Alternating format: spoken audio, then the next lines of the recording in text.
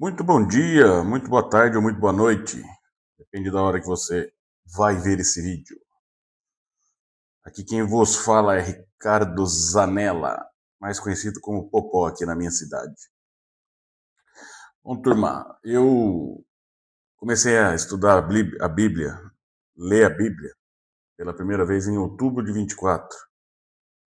E tenho feito disso um rito diário. E de lá para cá, muita coisa aconteceu na minha vida.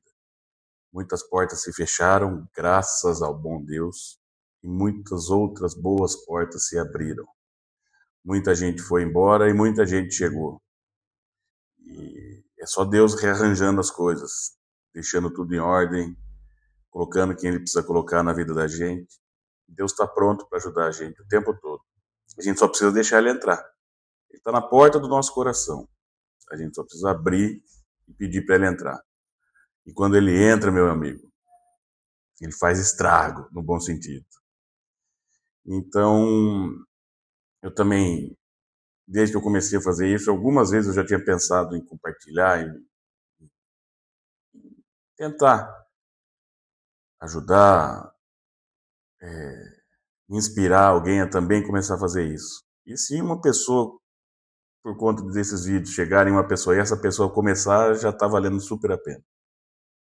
Então, Deus tocou meu coração, chamou, já tem chamado, então a gente precisa, assim, atender, a gente precisa ser obediente, precisa aprender a obedecer. Nesse momento, eu estou começando a segunda carta de Tessalonicenses, onde Paulo escreve essa carta. Então, nós estamos começando a segunda carta de Tessalonicenses, capítulo 1. Paulo, Silvano e Timóteo, à igreja dos Tessalonicenses, em Deus nosso Pai e no nosso Senhor Jesus Cristo. A vocês, graça e paz da parte de Deus Pai e do Senhor Jesus Cristo. Ação de graças e oração. Irmãos, devemos sempre dar graças a Deus por vocês. E isso é justo, porque a fé que vocês têm cresce cada vez mais. E muito aumenta o amor de todos vocês uns pelos outros. Por essa causa, nós nos gloriamos em vocês, entre as igrejas de Deus, pela perseverança e fé demonstrada por vocês em todas as perseguições e tribulações que estão suportando.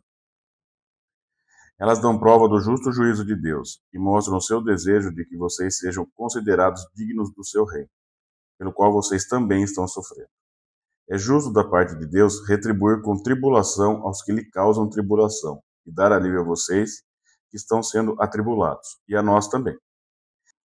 Isso acontecerá quando o Senhor Jesus for revelado lá dos céus, com os seus anjos poderosos em meio a chamas flamejantes. Ele punirá os que não conhecem a Deus e os que não obedecem ao Evangelho do nosso Senhor Jesus Cristo.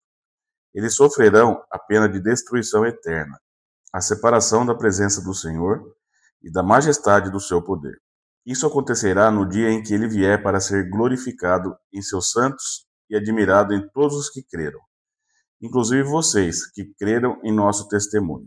Conscientes disso, oramos constantemente por vocês, para que o nosso Deus os faça digno da vocação e, com poder, cumpra todo bom propósito e toda obra que procede da fé. Assim, o nome do nosso Senhor Jesus será glorificado em vocês e vocês neles, segundo a graça de nosso Deus e do Senhor Jesus Cristo. Seguindo aqui a estrutura do capítulo 1, Paulo começa com a saudação inicial. Paulo, Silas e Timóteo escrevem juntos.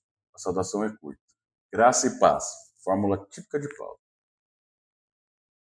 Paulo agradece porque a fé da comunidade crescia e o amor entre eles era visível. Destaca a perseverança deles em meio às perseguições, ou seja, mesmo pressionados, eles estavam se tornando exemplos para as outras igrejas. Paulo interpreta as aflições como prova do justo juízo de Deus. Os que sofreram injustamente, mas permanecem firmes, serão recompensados. Os que praticam a opressão e rejeitam a verdade receberão retribuição desse mal. E esse trecho introduz a ideia do ajuste final das contas. Os sofredores terão descanso e os opositores serão punidos.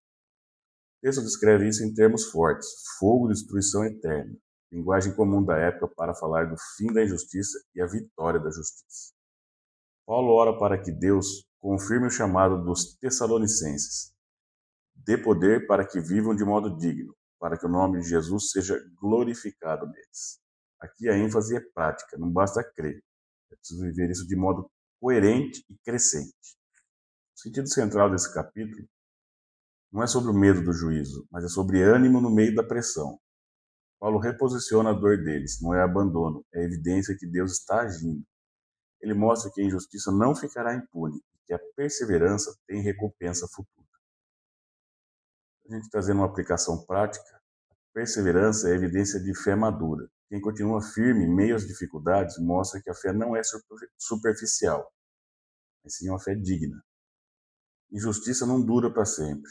Pode parecer que os maus vencem, mas a balança final é sempre justa, porque é a justiça divina, não é a justiça dos homens.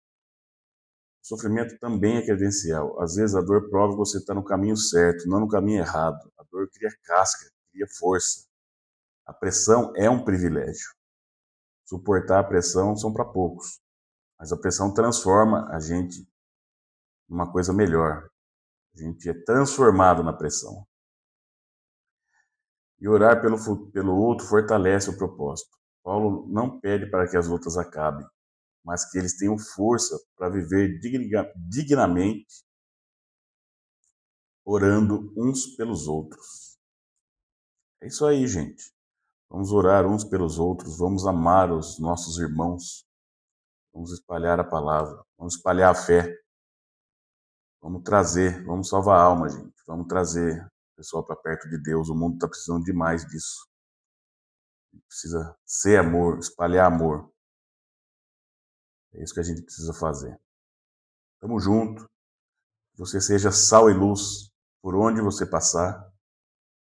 E conta comigo. Estamos aqui todo dia, estudando um capítulo por dia aqui, tentando entender e melhorar cada dia um pouquinho mais.